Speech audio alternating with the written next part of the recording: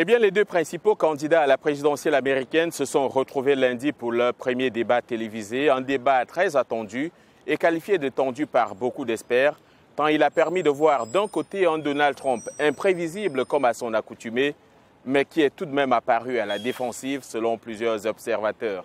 Hillary Clinton, qui ne manque pas d'expérience, mais qui peine à susciter l'enthousiasme, aura profité de ces débats pour se mettre en selle. Pendant 90 minutes et devant près de 100 millions de téléspectateurs, les deux rivaux ont donc déroulé leur vision de l'avenir sur des sujets aussi variés que l'économie, la sécurité, la politique étrangère ou encore les taxes de Donald Trump et les fameux emails d'Hillary Clinton.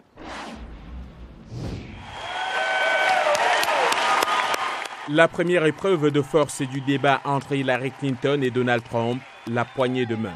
Mais il n'a pas fallu beaucoup de temps pour que l'animosité entre les deux candidats refasse surface lorsque la question de la carrière d'homme d'affaires de Trump a été abordée, l'expérience de Clinton au sein du gouvernement et la vision que chacun d'entre eux a du futur du pays. Elle nous dit comment combattre ISIS, il suffit d'aller sur son site Internet. Et je ne pense pas que le général Douglas MacArthur aimerait trop ça. Eh bien, au moins, j'ai un plan de lutte contre ISIS. Non, vous dites à l'ennemi tout ce que vous voulez faire. Trump a également défendu sa décision de ne pas rendre publiques ses déclarations de revenus qui sont en cours d'audit, même si les anciens candidats l'ont fait. Je vais rendre publiques mes déclarations de revenus contre la volonté de mes avocats. Et si elle nous montre les 33 000 emails qui ont été supprimés. Et je n'ai aucune raison de croire qu'il va rendre publiques ces déclarations de revenus parce qu'il cache quelque chose. Madame Clinton a d'autre part saisi l'occasion pour exprimer ses regrets quant à l'utilisation d'un serveur de messagerie privée lorsqu'elle était secrétaire d'État. Vous savez, j'ai fait une erreur en utilisant un serveur privé.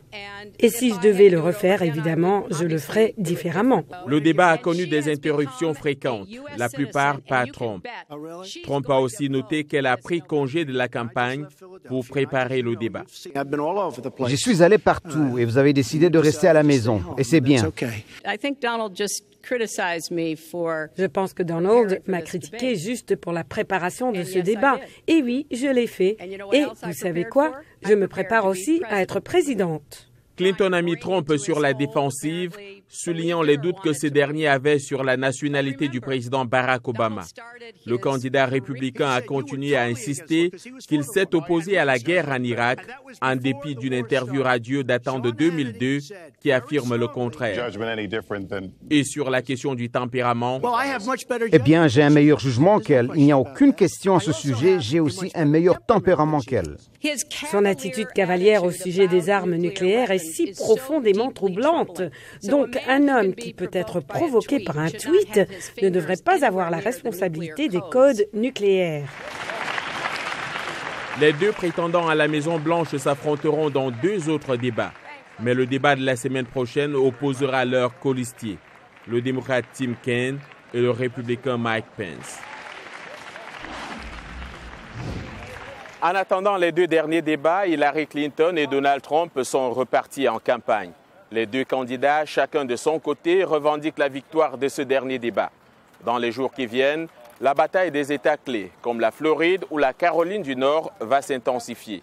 À 6 semaines d'une élection américaine à l'issue totalement indécise, les prétendants à la succession de Barack Obama ont avant le 8 novembre prochain besoin de consolider leurs acquis et gagner la confiance des électeurs, surtout des électeurs indécis.